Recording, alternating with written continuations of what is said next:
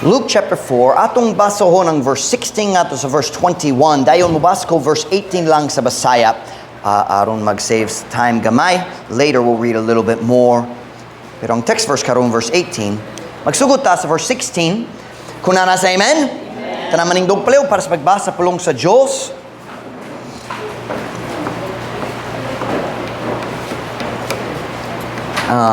Jomar Bert, nag-change ko sa akong hunahuna, basing gamit ng gyud na ko ang whiteboard. Pwede ka modalat dari palihok. Salamat. Nagplano ko dari gamit pero basing kinahanglan. Basing dili, pero we'll see. Luke chapter 4 verse 16. English yun na basay kaduha. And he, syempre si Kristo, came to Nazareth where he had been brought up. That one's got the long leg, Jomar. Kana mas taas, dali butang sa babaw. Kaya mas taas siya. Lahi siya sa lain. Dito sa Salogra. Salamat. Balik na, sorry kayo. And he came to Nazareth where he had been brought up. And as his custom was, he went into the synagogue on the Sabbath day and stood up to read. And there was delivered unto him the book of the prophet Isaiah. And when he had opened the book, he found the place where it was written, "The Spirit of the Lord is upon me, because he hath anointed me to preach the gospel to the poor.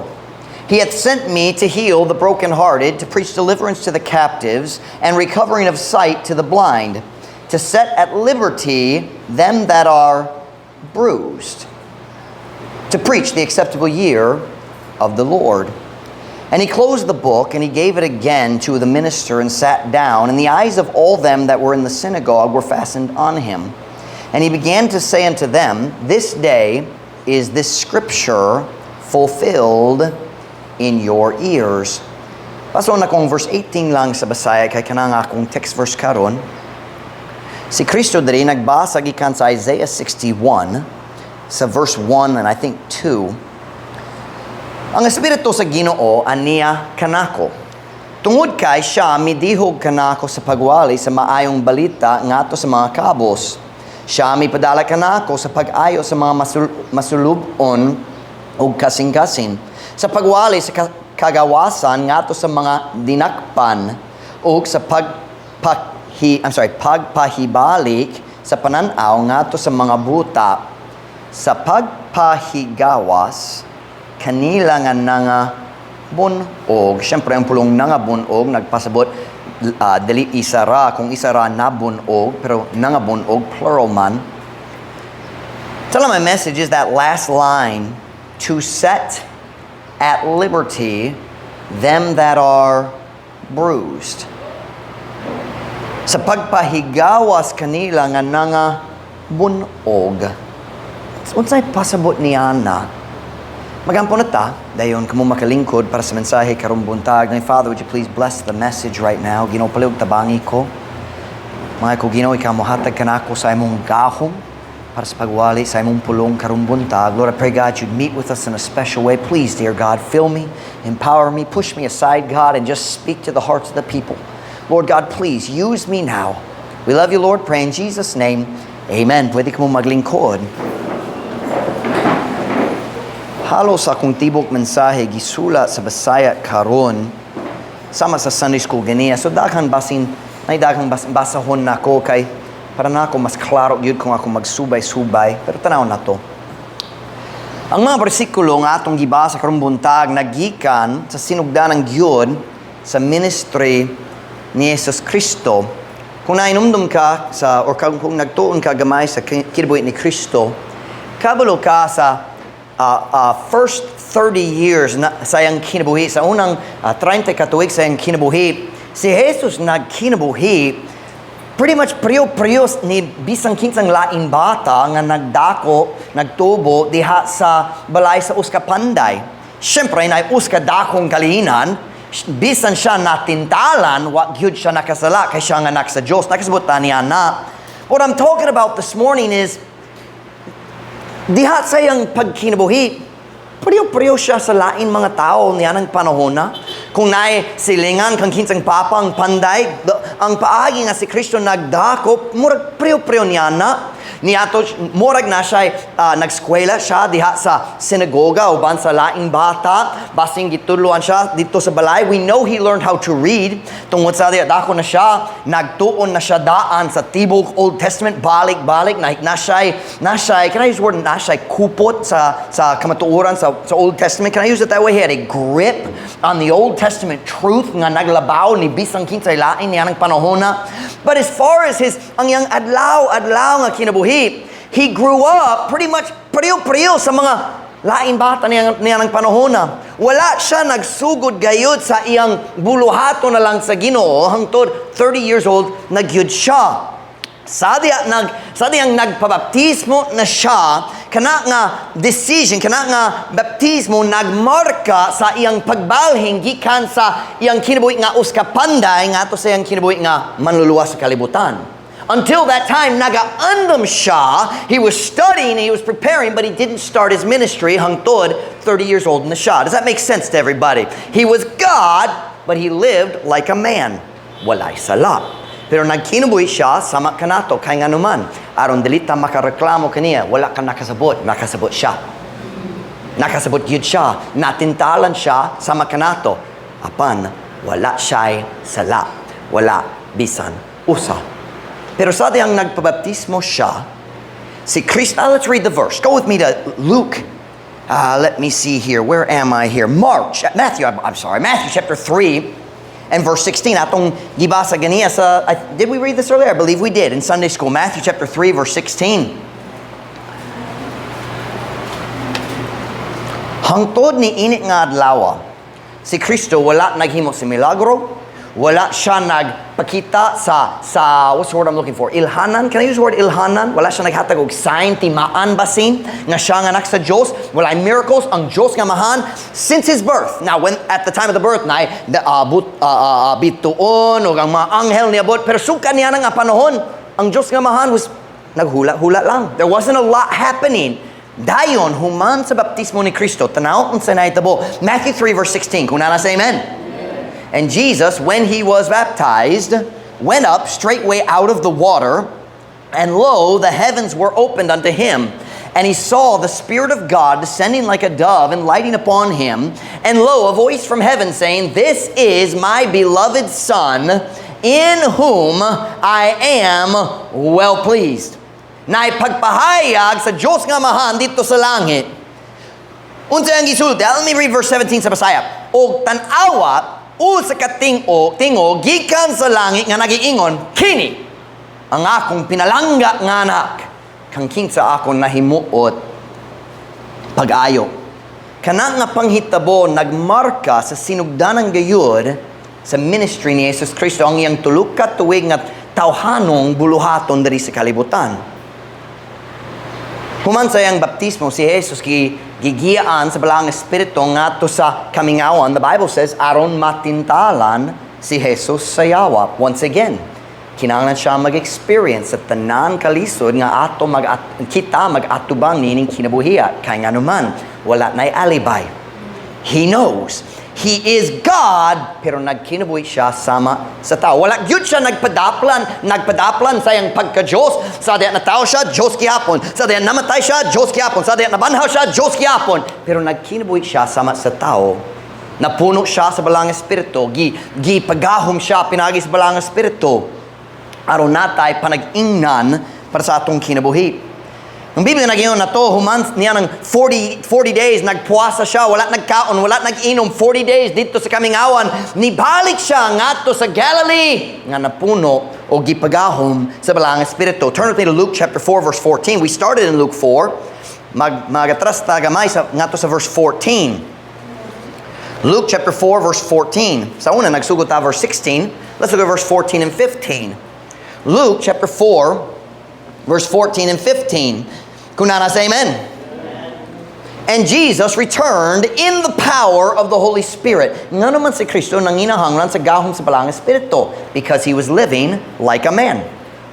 Diyos gyapon, pero wala siya naggamit sa iyang gahom, naglihok siya pinagi sa gahom sa balang espiritu. And Jesus returned in the power of the Spirit into Galilee, and there went out a fame of him through all the region round about, and he taught in their synagogues, being glorified of all. Ug si Jesus mibalik pinagi sa gahom sa Espiritu ngadto sa Galilea, ug ang iyang kabantog na banyog sa tanan mga dapit nga nagpalibot, ug siya mitudlo.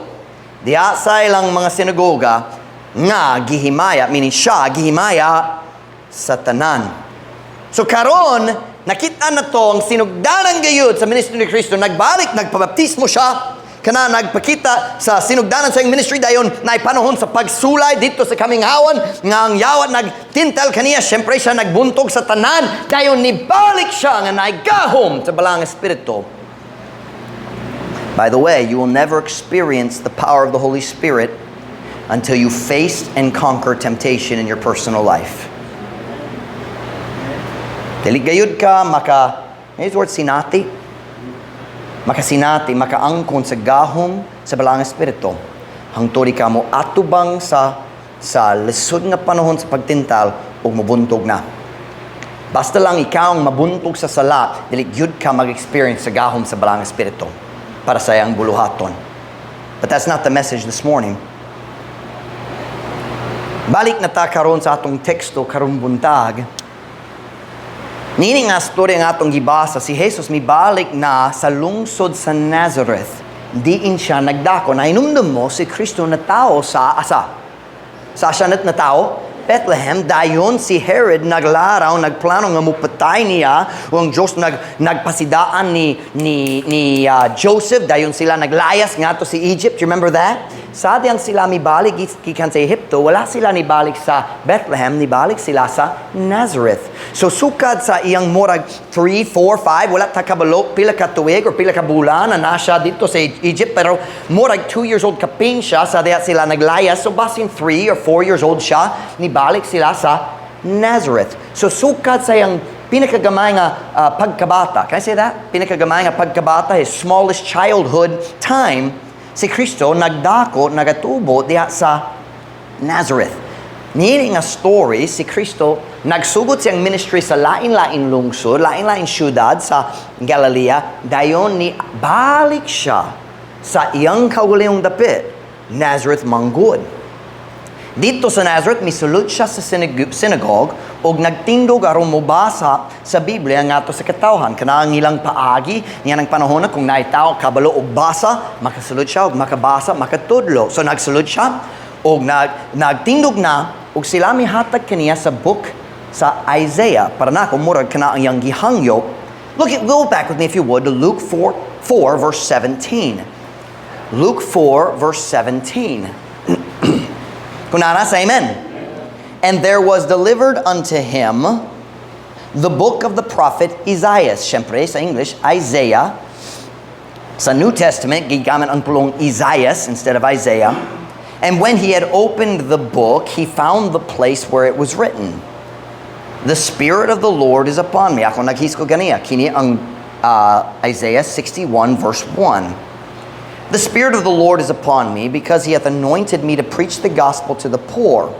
He hath sent me to heal the brokenhearted, to preach deliverance to the captives, and recovering of sight to the blind, to set at liberty them that are bruised."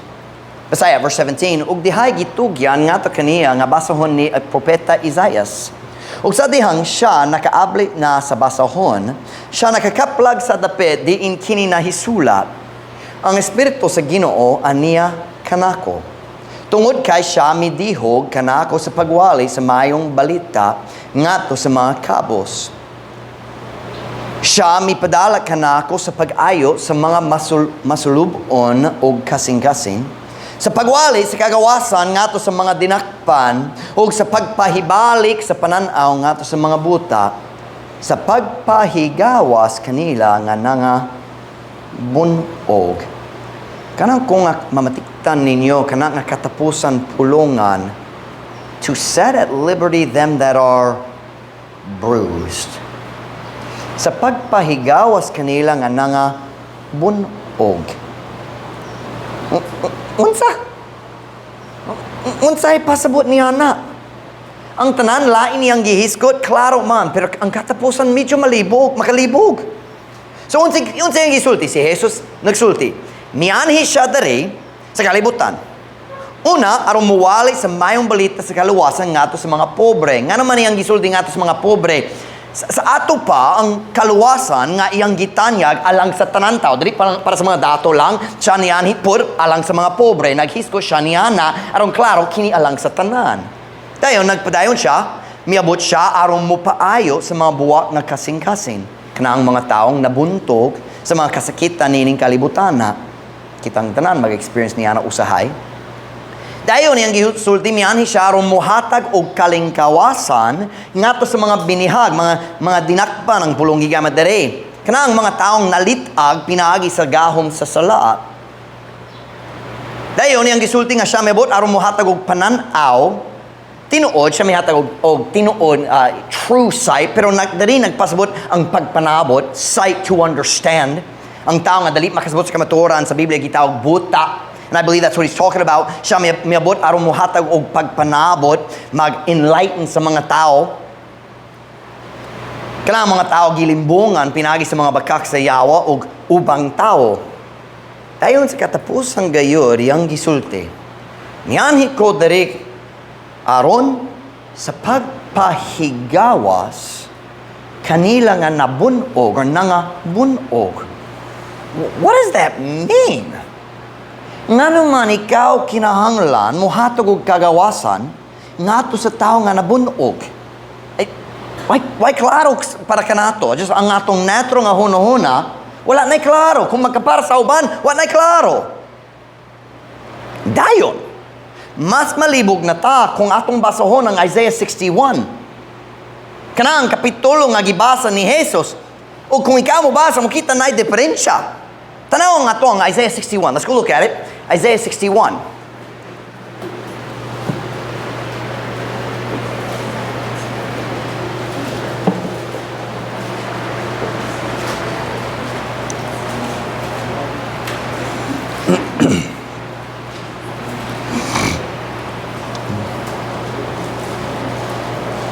Isaiah chapter 61 verse 1. Pagkalantaw ta, sulaya lang nga mo kita sa diferensya. The Spirit of the Lord God is upon me, because the Lord hath anointed me to preach good tidings unto the meek. He hath sent me to bind up the brokenhearted, to proclaim liberty to the captives, and the opening of the prison to them that are bound. Ug sa pag-abli sa bilangguan nga to kanila nga nagapos. Makanak man klaro gyud. Moabri ka sa prisuhan aron makagawa sila nga nagapos sa sulod. I mean, that's very clear. Dayon, nga naman lagi nga si Jesus naggamit sa pulong na bunog imbis sa pulong nagapos. Diya sa chapter 4 sa Luke. First of all, let me say very clearly, wala gayoy sa Job diya sa Biblia. Dili ta mahimong maghuhukam sa pulong sa Dios aron magdesisyon unsa ang sakto, unsang sayo. Kung kita mahimong maghuhukam sa Biblia na dakong problema, nagsalig na ta sa atong kagulihong hunahuna. Sumala sa 2 Timothy chapter 3 verse 16. Ang tanan kasulatang gihatag sa Dios ngadto sa tao pinaagi sa inspirasyon. Mao nga ang Diyos, watch now, miginhawa sa iyang kinabuhi ngadto sa iyang mga pulong. Sama nga ang Diyos na ginhawa sa kinabuhi sulod sa lawas ni Adam sa wala pa siya nabuhi. Ang ginhawa sa kinabuhi ngadto sa buho sa ilong ni Adam, di ba? The nostrils ni Adam. O Adam became a living soul. Di ba? O ang Biblia nangingon nga ang pulong sa Diyos buhi. Yun sa, siya nag-inspire. That doesn't mean ang Diyos nag-breathe sulod. No, inspire, naginhawa siya sa sulod. Naginhawa siya sa kinabuhi ngadto sa sulod sa iyang pulong. Does that make sense? Inspire, breathing into it. Na yung mga tao sa akin magreklamo, sayo pong pulong inspiration. Kaya kung ang Diyos mag-istorya, mag-breathing out siya. No. It's talking about the words. He breathed life into His book. Kanamo rasa si Kristo makasulti diya sa Gospels, ang akong mga pulong, espiritu o kinabuhi. The word espiritu is ginhawa. That's the meaning of the word. It is the Greek word pneumos. Have you ever gotten sick with pneumonia? Na ay problema sa imong ginhawa. Pneumos means breath, but it's the idea of the way the Spirit moves like air. He is a person, tao gihapon na, dili tao, pero persona siya, Diyos ra gihapon, but He's the Spirit, the Holy Spirit. But I don't want to get off track on that. My point is this. Let me find where I am in my notes. Ang pasabot sa pulong inspiration, maong ang Diyos naginhawa sa iyang kinabuhi ngato sa iyang mga pulong. Kanamo raso nga kini nga book lahi sa tanan lain sa kalibutan naigahom ni mga pulong nga. Mosulod ka sa Baptist Church din ang pastor or man of God mo tindog mo wali sa first time sa iyong kinabuhi naigo gayud ka. Dili ka na tungod sa pastor, ka na tungod sa gahom sa iyong pulong, sa pulong sa Diyos. This book is ang tao nga wala nagato kabahin sa kaluwasan makalingkod og mobasa sa Biblia o kung magpadayon siya mobasa mukita siya kini nga mga pulong lahi maigong yang kalag kinahang wow ako sad anatubang sa Diyos. Where's that come from? The power of the Word of God. Kanamo raso makaato ka sa soul winning o maglingkod uban sa mga may daghang panahon. Nagduo ko sa grupo sa Batanong, sa high school students, ug medyo mabugal-bugalon sila, magbinuwang gamay, nagjoke-joke. Ug just 5-10 minutes, kanang mga mabugal-bugalon nga lalaki, mabasa na ang ilang mata, nanay luha. Unsa man na? Kana dali Pastor Mike. Kanang gahom, kanang kinabuhi, kanang sharp sword of the Word of God. God's words are alive. Dili, walay lain paagi nga mo pasabot sa gahom niini nga mga pulong, maka-change sa kasing-kasing sa tao, maka-change sa kinabuhi. Ni bisang kinsa nga buot maminaw. Ang Diyos nagsulti nga mihatag siya sa mga pulong pinaagi sa inspiration, meaning siya nagsulti sa pulong ngadto sa tigsula o ang tao nagsula niya na gayud nga gisulti sa Ginoo. Do you know what that means? Ang mga pulong ang Diyos mihatag sa tao diha sa panahon sa Biblia, perpekto nga walay sayop. Wala gyud. Walay sayop. Kung naanay bisan usa ka sayop nga makaplagan diha sa Biblia, ang Biblia dili na kasaligan sa kinatibukan. O kung dili siya kasaligan sa kinatibukan, dili siya kasaligan sa bisan unsa. Are you listening? Na mga tao, mga makapagaro mga tao, kumubasa sa Biblia, mo decision, unsay tuhan nako, buwangon, magsalig ba ka sa mong kauliang utok? Have you ever been wrong? Have you ever been wrong before? Na kay panahon sa mong kinabuhi, nasayop ka sa mong hunuhuna? Pero ikaw hunuhuna, igop man imong pagkabray nga mahukom, unsay tinuod sa Biblia.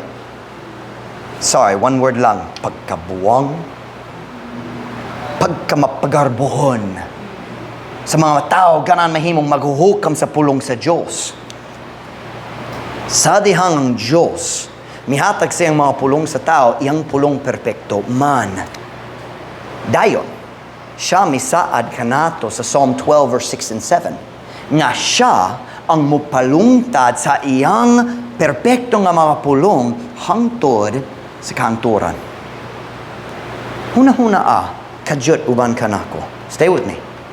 Kung ang Diyos naigahom sa paghatag kanato, meaning ang katawhan dari sa kalibutan, sa paghatag kanato sa iyang perpekto nga pulong, sulod sa 1,500 years, gamit ang 40 kalain-laing tigsula, o perpekto gayurang iyang pulong sa diyang ihatag.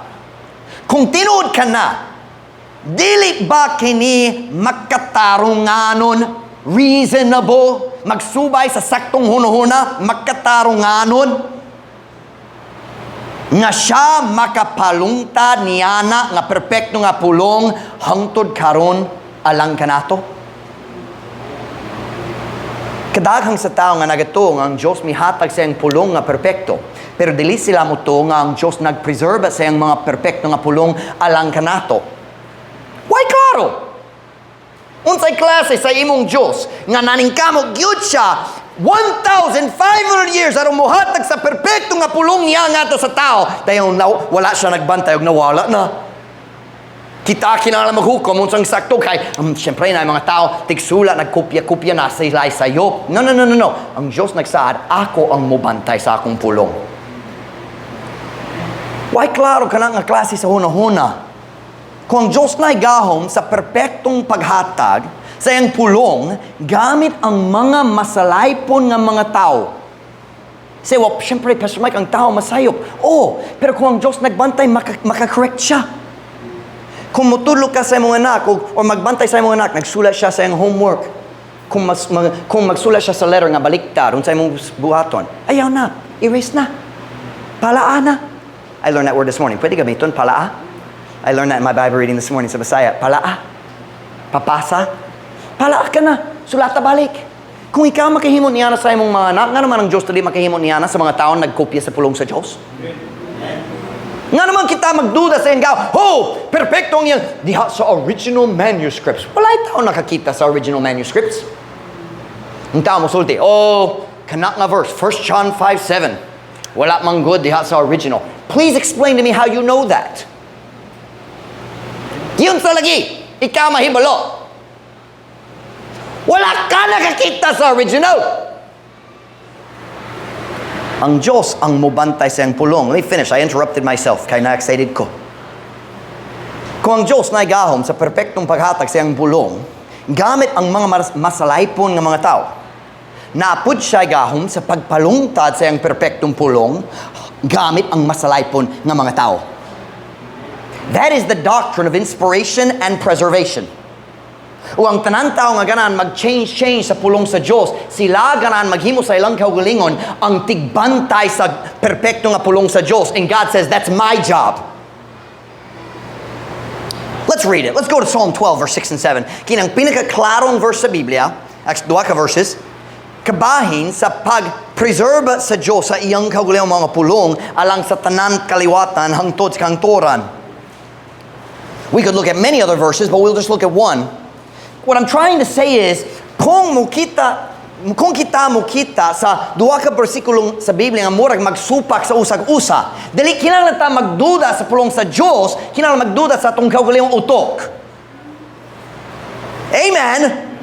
Kung dili ko makasabot, ang problema dili ang perpektong pulong sa Dios, ang problema na diri. Ug usahay diri. Psalm 12 verse 6, kung nana sa amen. The words of the Lord are pure words, as silver tried in a furnace of earth, purified 7 times. Thou shalt keep them, O Lord. Thou shalt preserve them from this generation forever. Ang mga pulong sa Ginoo putli nga mga pulong, meaning walay sagol, walay sayop. Ingon sa plata nga giulay diha sa uskahudno nga yuta giputli sa 7 ka higayon. Ikaw, meaning ang Diyos, ikaw mo bantay kanila, o Ginoo.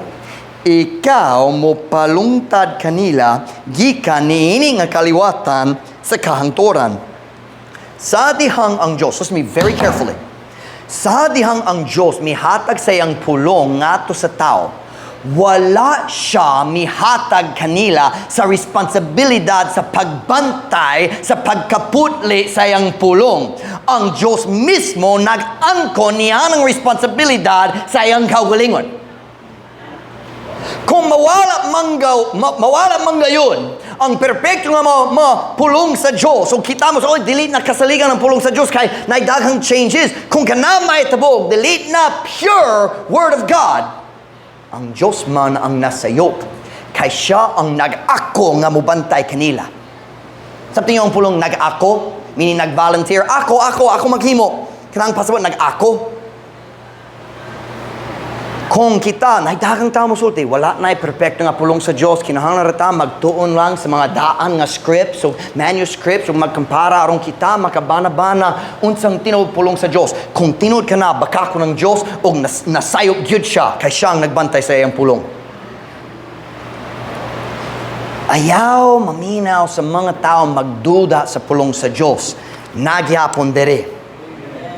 And I believe God has preserved His Word perfectly in the English, in the King James Bible. Now, you'll hear me, usahay, ako dili mag-uyon sa pagka-translate sa Bisaya. Kaya nga naman, para nako, usahay ang ilang translation lahi gamay sa pagka-translate sa English. O ang English, para nako, kana ang standard. Ang Diyos pray kaayo, nga naman iyang gibutang ang perpekto nga Biblia diya sa English. Kay kabalo siya sa 1611, nga padulong ang panahon nga ang English ang pinakadako nga lingwahe sa tibok kalibutan. Unsay lingwahe ang tao ganang mo katon sa China? English. Unsang lingwahe ang tao ganang mo katon sa Pilipinas? English. Unsang lingwahe ang tao ganang mo katon sa bisan asa sa Europe? English.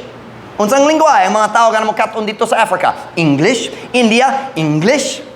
Pray kaayo ang Diyos. So kanunay, kung ikaw magkadungo ako musulti, para na ako, nasayop kini nga pulong sa Bisaya, wala ko nagduda sa pulong sa Diyos, wala ko nagduda sa iyang saad. I just believe the King James Bible is perfectly God's Word. O kung dali ko makasalig ni ini, wala ko'y angkla, wala ko'y patukuranan sa akong kinabuhi. Am I making sense to y'all? We have to have a book we can trust. Nawala ko sa akong notes, asamanta. Busa. Tungod niya ng tanan, nahibulot ta nga walay sayop tiya sa Biblia. Pero, usahay, murag na ay sayop. Murag na ay pagsupak diya sa Biblia. Pero akong isulti ganiya, kung murag pagsupak, ang problema nasa atong pagpanabot dili sa iyang pulong.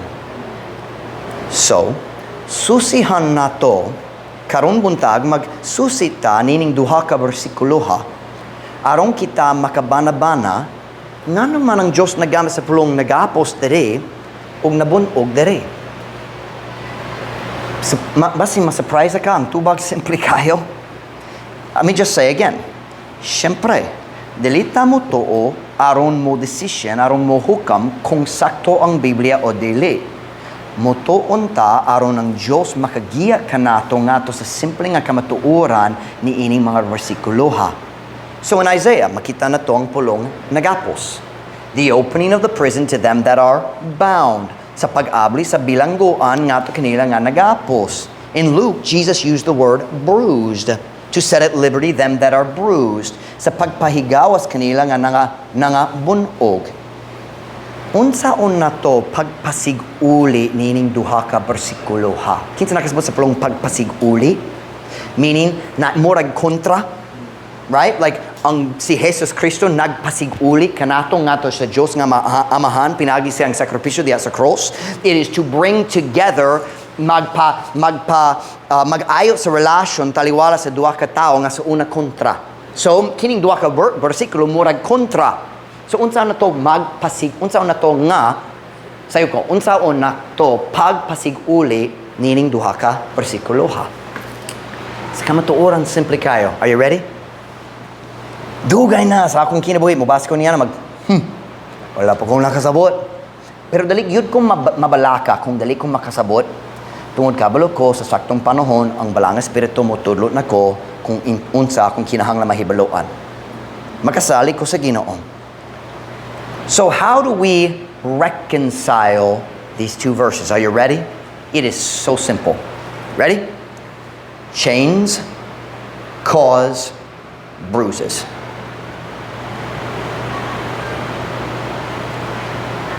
Kung gaposon ang tao, gamit ang mga kadina ug posas, kasagaran, mabunog siya. It really is that simple. Labaw pa kung kinahanglan siya maglakaw. Ang Biblia nagastorya kabayan sa hari Zedekiah, I think was his name. Zedekiah, ang last king sa southern king of Judah. O gidala siya ngato sa Babylon diha sa, we would say in English, in chains. Gikadinahan siya. Kung kinahanglan ka maglakaw na ay kadina, unsay mahitabo dere? Mabunog yun. O ang pagbutang sa mga pusas. Kung ang tao bisog makigaway, unsa mahitabo? Bisan ang pagbutang lang magresulta sa mga bunog. Kung ang mga tao mukadina sa uban, dili sila mabalaka kabahin sa iyang pagka-komportable. Di ba? Dili gayud ka mo kita niana, niini. Sige, maghinay ta. Aron dili masakitan siya. Okay ra. Hinay. Okay ra ba ka? Walay sakit. Sige, maayo. Kana dili mahitabo. Ang taong nagbantay sa prisuhan, wala gyud nangutana. Comfortably ba ang imong kadina diha? Di ba? Kung kadinahan na ka, naius ka katuyuan ra, dili ka makaikyas, kana ra.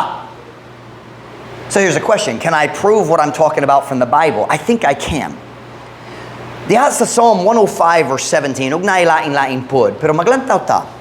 Psalm 105 verse 17, makitaan na to ang mayong panaglitan ni ini nga idea ngang kadina ug posas maghinungdan sa mga kasakitan, maghinungdan sa mga samad, mga bunog. And I think it also gives us a window into the thinking of Hebrew speakers. Ang mga taong Hebreohano, ang taong nag-istorya og Hebrew, ang lingwahe sa Jews.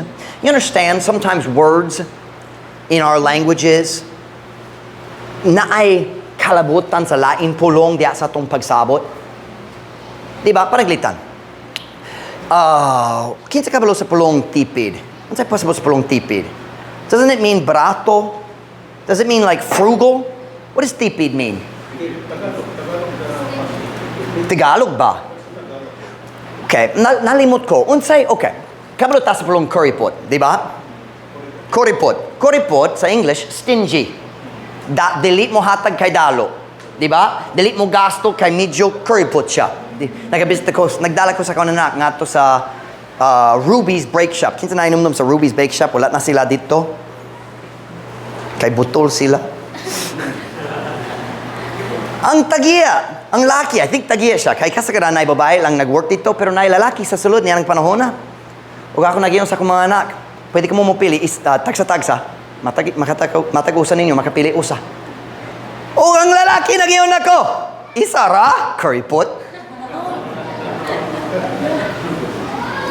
Yeah, wala na sila dito. Dili ka na ang mayong business practice nga mag-insulto sa imong mga suki. Pero nailain pulong sa Basaya, karon nalimot ko. I was thinking it was tipid, kay mukita ko sa pulong tipid dito sa sign, usahay. Pero nailain pulong sa Basaya, nga priyo gayud sa pulong kuripot, pero mayong ang feeling. Kuripot, nagpasabot, stingy, dalo. Pero nailain pulong, basin ng tao mainumdom, it means frugal. Frugal means maalamon ka sa mong gasto sa dili ka mo hatag mo gasto. Pero kuripot nagpasabot, dalo ka busa dili ka maghatag. Does anybody remember that word? I should have looked it up. Jade, wakakabalo? Mr. Tagalog man himself, wakakabalo? Kabalo? Ha? Waris? Wais? How many know the word wais? Kabalo ba? Is that good? Maayo ba ang wais? So kanang, ha? Kabalo kale? Wais is wise. That's true. That's the English word wise. Ako maglantaw sa unya. There is a word, but I can't remember what it is. Huh? I don't know that word. That's positive. But you see what I'm saying? Kung ikaw magadoon sa kuripot, magdiretso ka, maghunahunag ka bayan sa kadalo. Diba? So, diha sa tanan lingwahe na mga pulong nga gi-connector sa pasabot sa lain pulong, bisan dili ka mo lito kyud. Okay, let's go to Psalm 105 verse 17. I should have put that in my outline yesterday. I could have looked the word up, but I forgot. Psalm 105 verse 17. Kung nasa amen.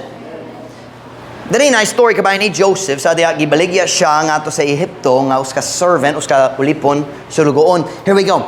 He sent a man before them, ang Diyos nagsend. He sent a man before them, even Joseph, who was sold for a servant, whose feet they what? Hurt with fetters. He was laid in iron.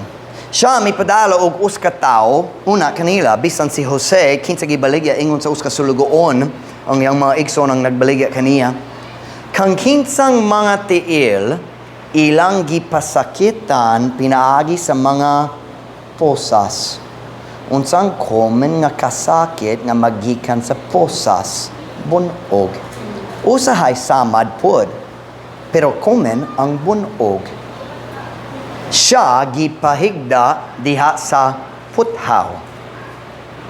Para nako, And I think magikan sa lain-lain lugar sa Biblia po, but we're not gonna look at all the verses. Pero nako, diha sa hunahuna sa mga Hebreohanon, ang pagkadina na ay kalabutan sa pagkabunog. Diretso sila nag-connector niya na. O kung tinuod ka na, sayong kaayo, masaptan na to ang Luke 4:18. Here's what I'm gonna do. Dali ko magsulay, mag-change sa pulong sa Diyos. Pero mag-add ko sa upat ka pulong sa katapusan sa verse. Aron mo kita mo, sayong kayo masaptan. Luke 4:18, basaya lang. Ang Espiritu sa Ginoo aniya kanako. Tungod kay siya, midihog kanako sa pagwali sa mayong balita ngadto sa mga kabos.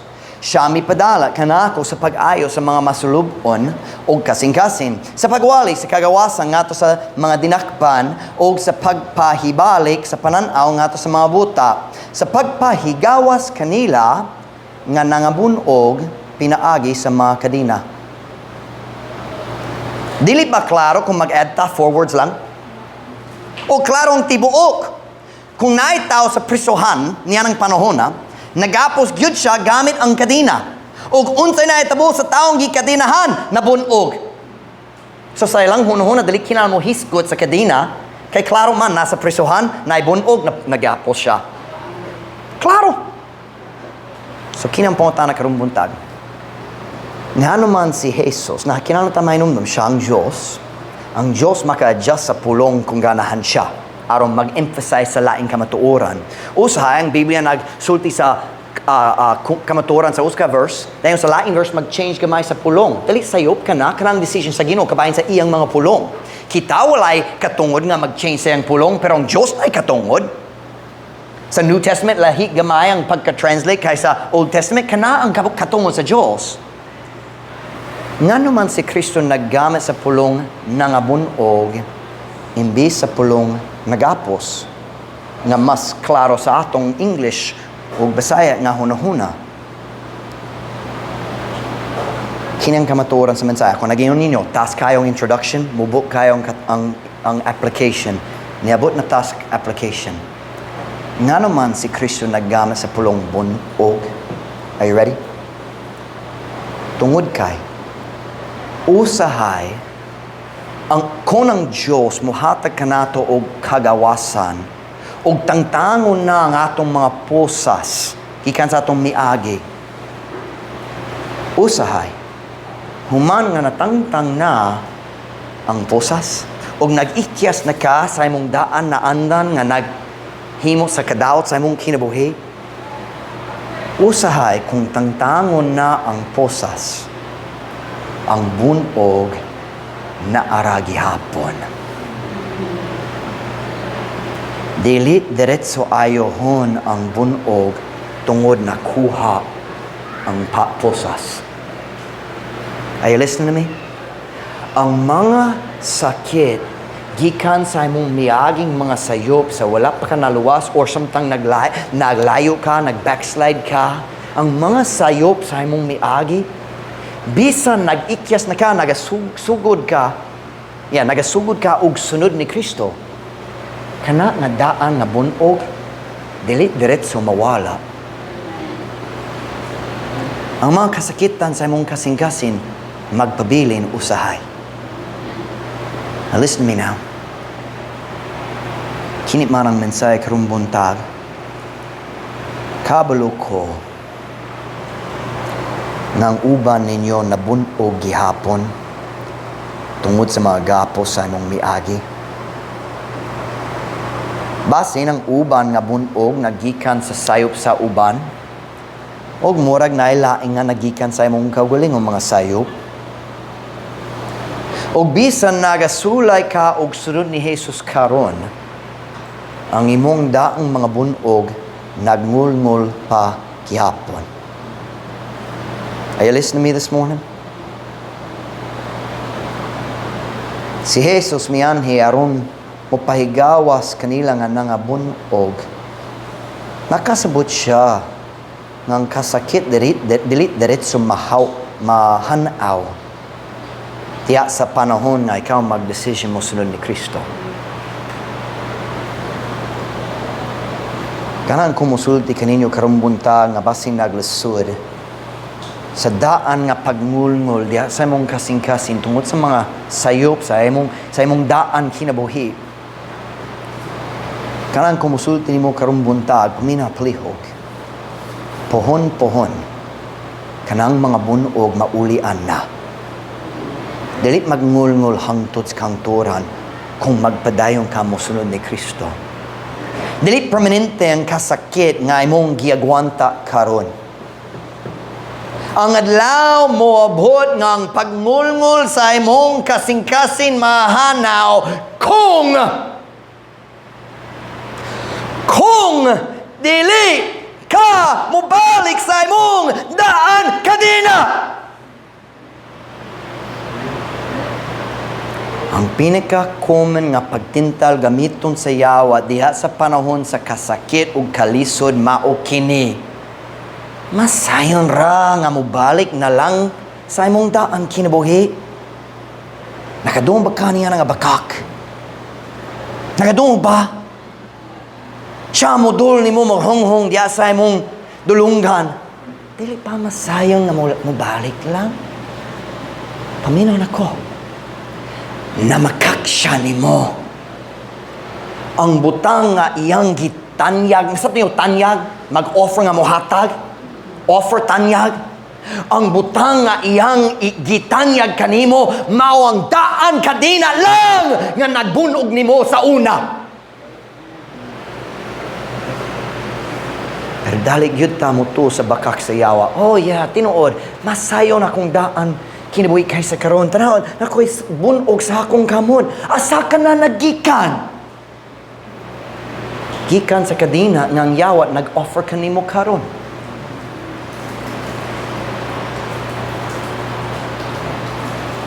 Ang kadaghanan sa imong kasakitan karon mao ang resulta sa mga kadina sa imong miagi. Ug kana manggod ang kadina ngang yawa nagtanyag kanimo pag-usab. So ako mga tana, mubalik pa ka sa kadina nga si Kristo. I don't want to say that. Will you go back to the chains that Jesus delivered you from? Oh, napay sakit. Padayon lang na ay kaulian sa umaabot. Ayaw pagpalimbong sa bakak sa yawa. Wala gayud siya ay maayo nga ikatanyag kanimo ang imong daan kadina lamang. Kanang pasabot ni Peter sa 2 Peter chapter 2 verse 20. Kay kung human sila nakaikya sa mga kahugawan sa kalibutan, pinaagi sa kahibalo sa Ginoo ug manluluwas nga si Jesus Kristo. Nagpasabot siya kung diri, pero naghis ko sa sinugdanan, I'm gonna add the word kung. Kung sila nga nag-ikyas na sa kadina sa ilang miagi, kung sila nagapos pag-usab dinhi niini og nabuntog ang ulahing kahimtang nila mas dautan pa kaysa sinugdanan. Kana walay labot sa kaluwasan or pagkawala sa imong kaluwasan, nagastori ka bahin sa imong kinabuhi diri sa kalibutan. Kung unsa man ang kamaot sa imong daan kinabuhi, dayon nigawas ka, kung mubalik ka, mas maud na ang paggapos. Ayaw pagpalimbong sa yawa. Pagkakon siya, walay maayo sa iyang kadina. Don't go back! Tungod na ay sakit karon, na ay healing sa umaabot. Pastor Mike, nasud kaayo karon akong pamilya, wala nakasabot, akong silingan magbinuhang, padayon na lang! Na ay healing sa umaabot. One every head bowed, every eye closed.